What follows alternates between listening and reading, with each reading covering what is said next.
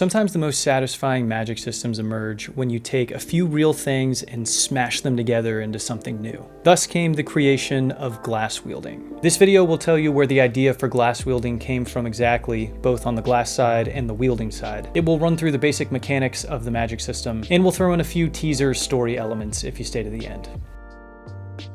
Last year, I became enchanted by the art of glass blowing. If you haven't had the chance to watch it in action, I highly encourage it. Take the most intense process you can imagine, heating and melting through fire, and the result is the most delicate work of art. But what enthralled me most was the physicality of it. A glass blower never stops moving, dancing with heat and air as they give shape to their works. It turns out glass itself never stops moving either. An amorphous solid, the particles tumble over one another like liquid molecules instead of keeping a typical solid matrix. Glass is chaos trapped in time. As I watched glass blowing online and in person, it reminded me more than anything else of martial arts. Both disciplines, both arts, require total presence and focus from the practitioner. There's pressure, the risk of breaking and malformation in glass blowing, and the obvious risk of the opponent in martial arts. There's years of both physical training and technical know-how to build before one can even engage.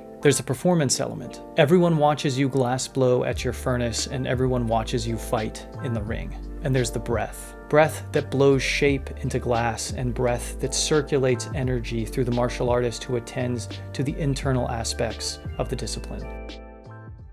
Once I knew I was going to mesh martial arts and glass blowing together, I had the usual challenge. How do I create a functional system that has the aesthetic feel I want, but also draws from real science and honors real culture? Well, here's how. Glass wielders are born with a type of magic called the touch. It's a hereditary ability that allows the user to draw enormous amounts of heat into the body without burning. The touch allows the user to withstand the heat of fire, absorb the heat from objects, and to draw heat directly out of the air at any time. A glass wielder can then use this ability to mold a special kind of glass called ceraglass, forged with an arcane flux called cerawort. When a glass wielder draws heat into their hands and molds ceraglass with their touch, the glass becomes an incredibly hard substance able to cut through steel or bone. When glass wielders realized this, they created sword-like weapons called glass blades or senja, weapons molded from ceraglass. Here's the problem. Ceraglass becomes weaker the more time has passed since it has been molded.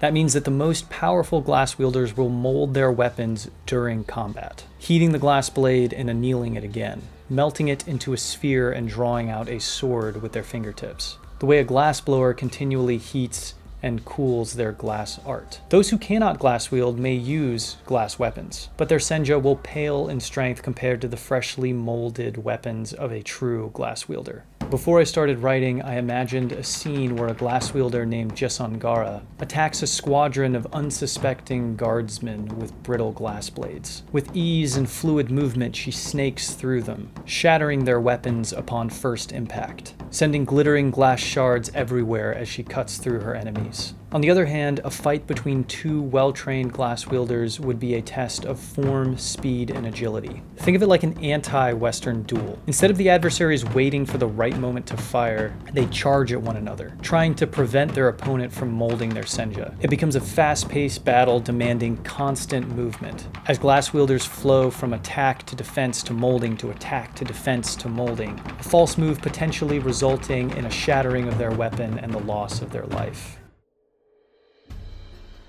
Truthfully, I had wanted to create a martial arts heavy magic system for a long time. I've trained in martial arts for over 20 years, but before glass wielding had yet to build a magic system out of it. I find martial arts utterly inspiring. To me, martial arts action is the perfect blend of drama, intensity, and the beauty of the human form in motion.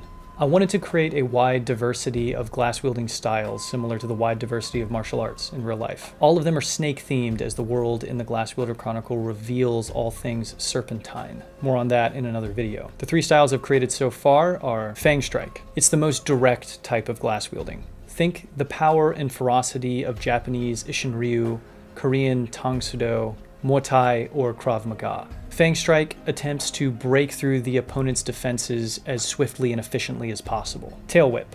This form plays with groundwork and kicks. Kicking keeps the opponent at a distance, which allows for molding. A tail whip master will be able to both kick and mold their senja at the same time. It's based on the kick-heavy style of Taekwondo, but I want it to be stylized, like tricking or the ground-based style of Mugen from Samurai Champloo. Slither form. Rather than molding a senja into a sword, slither form often uses the glass blade like a trailing whip. It's inspired by another entrancing art form, the Chinese rope dart.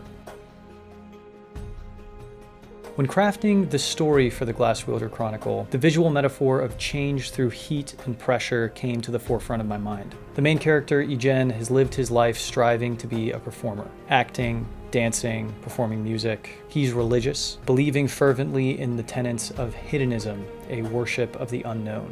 But when he discovers his glass-wielding ability, everything he thought about himself comes into question. He, like the senja, must be melted down and reforged into something new. Something genuine, clear, and honest. And unfortunately for Ijen, it is a difficult and painful process.